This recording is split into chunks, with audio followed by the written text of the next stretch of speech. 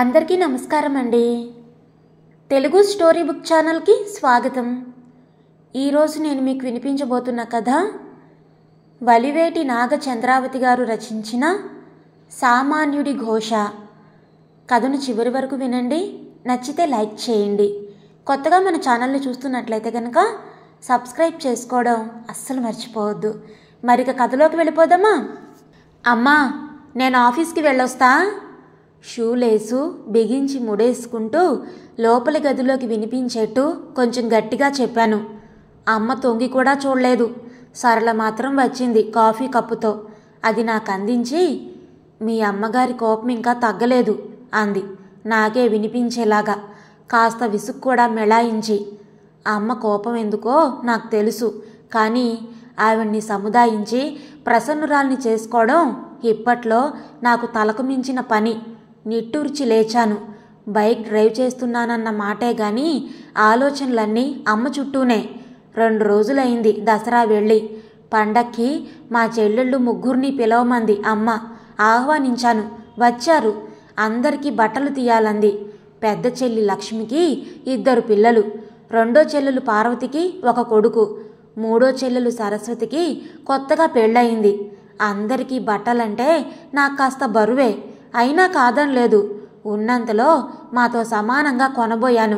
అక్కడొచ్చింది తంట. అమ్మలా కాదంది. పెద్దల్లుళ్ళ మాట ఎలా ఉన్నా కొత్తల్లుడికి సూటు కుట్టించాలంది.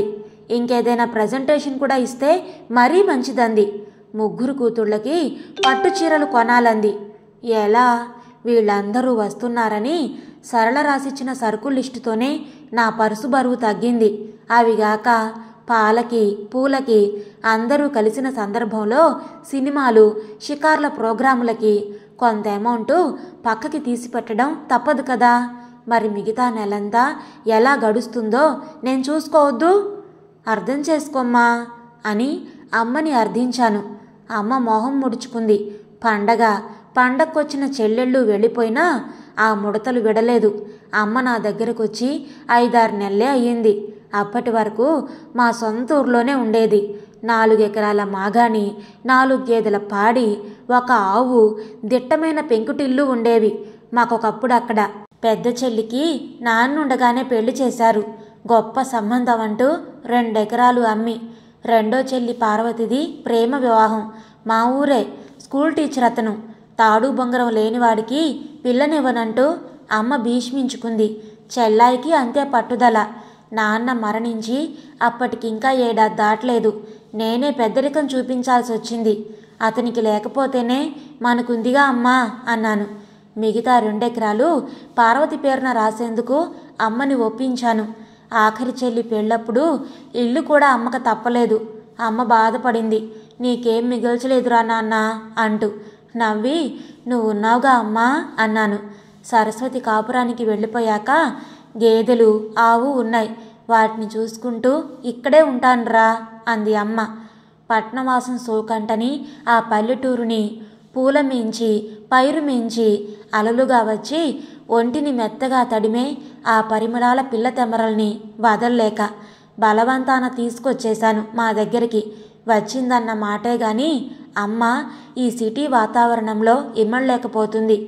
ఇక్కడి అలవాట్లకి పద్ధతులకి అలవాటు పడలేకపోతుంది. తూర్పు తెల్లబడకుండా ఇంటి ముంగిట్లో ముగ్గేసుకోవాలి. జాము పొద్దెక్కాకనా చీపురు పట్టుకొస్తావు అని గద్దించిందిట సరోజినిని. మా అపార్ట్మెంట్స్ అన్నింటికీ ఆ మహారాణే కేర్ టేకర్. ఆవిడ ఏం చేసినా ఎలా చేసినా ఊరుకోవాల్సిందే. ఇన్నాళ్లకి ఆమె గారిని నిలదీసే మనిషి అయింది మా అమ్మ. పలానా టైంకే రావాలి అని రూల్ పెడితే నాకు కుదరదమ్మా. నిమిషాల ప్రకారం పనిచేసే వాళ్ళనే చూసుకోండి మండిపడిపోతూ తేల్చేసిందిటది. సరళ గోల పెట్టింది నా దగ్గర రహస్యంగా. ఇదివరలో 2-3 రోజులుండి వెళ్ళిపోయేది అమ్మ.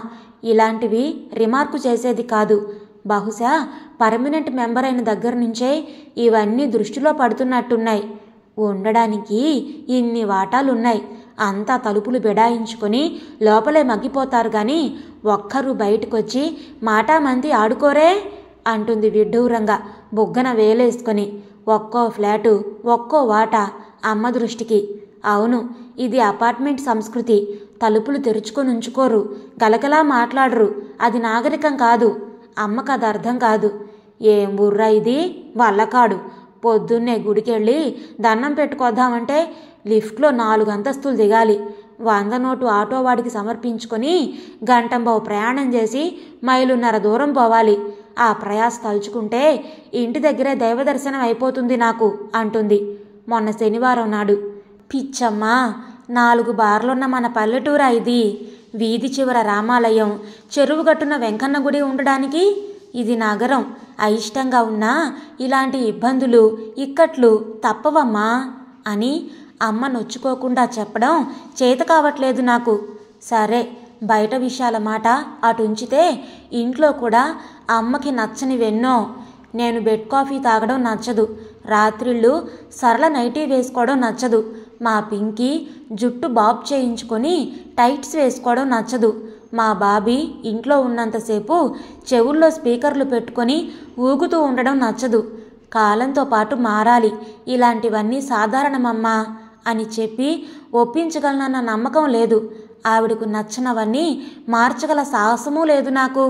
ముఖ్యంగా నా ఆర్థిక స్థితి అత్యసుర్లా ఉన్నదంటే అపనమ్మకం అమ్మకి. దగ్గర 80,000 తెచ్చుకుంటున్నానంటావు. ఇంటికొచ్చిన ఆడపడుచుకి 10,000 పెట్టి పట్టుచీర కొనిపెట్టలేవా అన్నది అమ్మ వాదన. అమ్మ అనుమానం తీర్చాలంటే ఒకటే దారి, ఈ నెల శాలరీ తెచ్చి అమ్మ చేతుల్లో పెట్టడమే. నిర్ణయానికి వచ్చేశాను. ఆఫీస్ దగ్గర పడింది. నాకెందుకురా ఈ బెడద? ఇప్పటిదాకా ఈ లెక్కలు డొక్కలు చూసి విసిగిపోయాను అందమ్మ. కానీ లోపల అధికారం తన చేతికందినందుకు సంతోషించి ఉంటుందనే నా నమ్మకం. సరళ మొహం చిన్నబుచ్చుకున్నట్టున్నా బయటపడలేదు. మర్నాటి నుంచి పరమోత్సాహంగా తనకప్పగించిన బాధ్యతల్ని నిర్వహించేటందుకు నడుం బిగించింది అమ్మ. సరళనడిగి ఫస్టు రాగానే ఇవ్వవలసిన వాళ్ళ లిస్టు తయారు చేసేసింది. రెంటు, కరెంటు, మెయింటెనెన్సు, పని మనిషి, నెట్టు, కేబులు, పిల్లల పాకెట్ మనీ, టర్ము ఫీజులు, పాలు, పేపరు, ఇలాంటి వాళ్ళకి డబ్బు లెక్క చూసి ఇచ్చేసింది. చూడు ఇంకా ఎంత డబ్బు మిగిలిందో.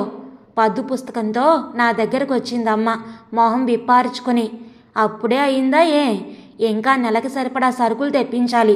కూరలు, గ్యాసు, మినరల్ వాటరు, నెలంతా పై ఖర్చులు ఎన్నున్నాయి? దీర్ఘం తీసింది సరళ. నా స్కూటీ పెట్రోల్కి అంది పింకీ. నాకు కూడా. బాబీ తోడొచ్చాడు. నాకును. నన్ను దృష్టిలో ఉంచుకుంటుందో లేదో నా భయం నాది. అందరికీ అన్నింటికీ ఇస్తాను, అయినా మిగులుస్తాను చూడండి ధీమాగా అని. చూడు సరళ, ఈ నెల 2 నూనె ప్యాకెట్లు ఎక్కువ తెప్పించు. అలాగే నెయ్యి కూడా ఓ 1/2 కిలో. స్వీటు హాటు చేసి డబ్బాలో పోసేస్తాను. 4 రోజులు పిల్లలు నములుతారు. ఏంటో 30 రోజులకంటూ లెక్కేసుకొని బొటాబొటిగా తెచ్చుకోవడం, కొలతల ప్రకారం తినడం నాకు మీ తరహా వింతగా ఉంటోంది సుమి అందమ్మ. ఇది కోడలి మీద విసురు. సరళ పొదుపు అమ్మకసలు గిట్టదు. అందరూ వచ్చినప్పుడు అన్నానికి నెల్లూరు మొలకొలుకులు తెప్పించలేదని, పాలు 20 రూపాయల ప్యాకెట్లు తెప్పించిందని, చక్కెర పొంగలిలో నెయ్యి శాతం తగ్గించిందని కినుక. తనలాగా బడ్జెట్ ప్రకారం ఖర్చు పెట్టకపోతే వచ్చే కష్ట నష్టాలేమిటో పెదవి విప్పి చెప్పలేదు సరళ. కిమ్మనకుండా ఊరుకుంది. ఏదైతేనే డైటింగులు, నియమాలు పక్కన పెట్టేసి అమ్మ చేసినవన్నీ హాయిగా సుష్టుగా లొట్టలేసుకుంటూ ఆరగించేశామందరం ఓ 2 నెలలు. మా పని మనిషిని కూడా ఉత్త చేతులతో వెళ్ళనీయలేదు అమ్మ ఏ రోజు. పాలకి, కిరాణాకి ఈ నెల రెట్టింపు ఖర్చయింది. సరళ ఒకసారి గొణిగినా పట్టించుకోలేదెవ్వరం. పిల్లలకి ఆట విడుపుగా ఉంటుందని అమ్మంటే ఓసారి సినిమాకి, ఓసారి పిక్నిక్కి కూడా జాలీగా వెళ్ళొచ్చాం. అంతా ధూమ్ధామ్గా ఖర్చు చేసినా నెల చివరన మిగిలాయంటూ ఓ 2,000 నా చేతికి ఇచ్చింది అమ్మ. శుభం. ఇదేంటి ఇంత తగ్గిందే అడిగింది అమ్మ మరుసటి నెల జీతం అందిస్తున్నప్పుడు. అదే చెప్పబోతున్నానమ్మా. మొన్న పండక్కి చెల్లాయిలందరూ వస్తున్నారని ఫెస్టివల్ అడ్వాన్స్ తీసుకున్నాను. అంతకుముందు సరస్వతి పెళ్లికి చేతి ఖర్చులకి కావాలన్నావని ఆఫీసులో లోన్ పెట్టి నీకు తీసుకొచ్చిచ్చానా 50,000. అది ఇంకా తీరలేదు. ఆ 2ంటికి వాయిదాలు జీతంలో కట్ అయిపోతే మిగిలింది ఇదే. ఈ 2 నెలల బట్టి ఖర్చులకి చాలదేమోనని లోన్కి కట్టకుండా ఆపాను. ఇంకెంత? 4 నెలలు అంతే, తీరిపోతుంది. అమ్మకి అర్థమయ్యేట్టుగా సంజాయిషి ఇచ్చాను. అమ్మ కాస్త నిరుత్సాహపడ్డట్టే ఉంది. పర్వాలేదు, సరిపోతుందిలే అన్నదే కానీ ఆ తర్వాత అలా సరిపెట్టడానికి డబ్బు వాడకాన్ని ఎన్ని విధాలా కట్టడి చేసిందో. పాలు నెయ్యి కొలతలు యథాప్రకారానికి వచ్చేశాయి. ఇంకాస్త తగ్గినాయేమో కూడా. ఇప్పటి వరకు నిండుగా కలకల్లాన్న ఫ్రిడ్జు వెలితిగా బిక్కమొహం వేసినట్టుంటుంది. నిండా నూనె దీపాలతో పూల తోరణాలతో వెలిగిపోయే దేవుడి గది కూడా ఎకానమీ నేర్చుకుంది. అలవాటు పడ్డ ప్రాణాలు కదూ. పిల్లలు డబ్బాలు వెతుక్కుంటుంటే చూడలేగ్గావును మరమరాలు వేయించి డబ్బాలో పోసిందట. నానేసిన శనగలో పెసలో సాతాళించి పెడుతూ కొవ్వు పట్టకుండా శరీరానికి అవి ఎంత మంచివో ఆరోగ్య పాఠాలు చెప్తుందిట. మరీ అంత పాకెట్ మనీనా అని కోపడి 200 తక్కువ ఇచ్చిందిట బాబీకి. వాడు నా దగ్గరకు వచ్చి ఒకటే గుణుపు. చచ్చి చెడి చెయ్యంగల విన్నపాలని. ఎలాగైతేనే నెల చివరకొచ్చింది. ఇంకా 4 రోజులే. తనలో తాను తెరిపిన పడ్డట్టు అనుకుంటుంది అమ్మ. పాపం తన హయాంలో ఇలా రోజులు లెక్క పెట్టుకునేంతంత ఒత్తిడి ఎప్పుడూ పడుండదు. కానీ అనుకున్నది అనుకున్నట్టుగా జరగడంలో విశేషమేముంది? కాలేజీ నుంచి వస్తూ ఉండగా బాబీ బైకుకి యాక్సిడెంటు. కాలికి చేతికి ఫ్రాక్చర్లు. హాస్పిటల్లో జాయిన్ చేశాం. ఆపరేషన్కి 25,000 కౌంటర్లో కట్టి రమ్మంది నర్సు. అమ్మ గుండె గుబేలుమన్నట్టుంది. ఎలారా అంది కలవరపడిపోతూ. గాబరా పడకమ్మా, నేనెలాగో సర్దుబాటు చేస్తాన్లే అన్నాను భరోసాగా అమ్మ వెన్ను మీద చెయ్యి వేసి. అలా నేననగానే చప్పున మారిపోయిన అమ్మ చూపులో కదలాడిన భావం ఏమై ఉంటుంది? తనకి తెలియకుండా దాచిపెట్టుకున్న ముల్లేదో ఉన్నదని కాదు కదా. చివుక్కుమంది నాకు. అదృష్టవశాత్తు నేను ఫోన్ చెయ్యగానే మూర్తి ఆసుపత్రికి వచ్చాడు. మమ్మల్ని పరామర్శించి నిన్న చిట్పాడ్డం మంచిదైంది, నువ్వు అడగ్గానే ఇవ్వగలిగాను అని నా చేతికి డబ్బందించాడు. అమ్మ చూస్తూనే ఉంది. అమ్మ సందేహం నివృత్తై ఉండాలి బహుశా. సమయానికి దేవుళ్ళ ఆదుకున్నావు నాయనా. నేను చెప్పాల్సిన కృతజ్ఞతలు తనే చెప్పింది. కళ్ళు చెమ్మగిల్లుతుండే. ఆపరేషన్ ముగిసింది. అంతవరకు పడిన ఆతృత ఆందోళన ఉపశమించి ఊపిరి పీల్చుకున్నాం. స్థిమితంగా ఆసుపత్రి క్యాంటీన్లో కాఫీ తాగుతున్నప్పుడు మీ స్నేహితుడికి ఈ చేబదులు ఒక్క మాటుగా తీర్చక్కర్లేదుగా అడిగింది మా ఆర్థిక మంత్రి. అమ్మకేసి సాలోచనగా చూశాను. అతను నాబోటి వాడేనమ్మా. 70-80 వేలు తెచ్చుకుంటున్నామని పేరు. కానీ కటింగులు పోను చేతికొచ్చేదెంతని? నువ్వు చెప్తూ ఉంటావే ఎంత చెట్టుకంతగాలని. ఈ సిటీ జీవితం ఎంత ఖరీదైందో చూస్తూనే ఉన్నావుగా.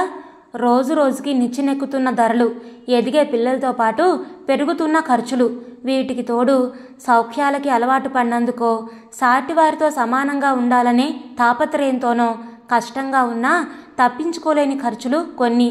వీటితో నెల చివరికి రాకుండానే 1 తారీఖు కోసం ఎదురుచూపులు. అది మా పరిస్థితి. మరిక ఎంత ప్రాణ స్నేహితుడికైనా చేబదులు ఇవ్వగల తాహతు సాధ్యమా చెప్పు? పాపం ఏ ముఖ్యమైన అవసరం తీర్చుకోవడానికో ఏడాది పాటు నెల జమ చేసుకుంటున్నాడు అతడు. నేను అలా కొద్దిగా ఎప్పటికో తీర్చుతానంటే ఉపకారం చేసి ఇబ్బందులు పడినట్టవదు. తొందరగానే తీర్చేయాలి అతనికి, తప్పదు. దీర్ఘంగా నిర్వికారంగా వివరించానమ్మకి. కానీ ఒక్క మాటుగా తీర్చడం అంటే మాటలా? అమ్మ కలవరపడ్డం తెలుస్తూనే ఉంది. ఏం చెయ్యాలో నేను ఆలోచించాలే అమ్మా. ఈ నెలలో ఇంకో 25,000 ఇన్సూరెన్స్ కూడా కట్టాల్సి ఉంది.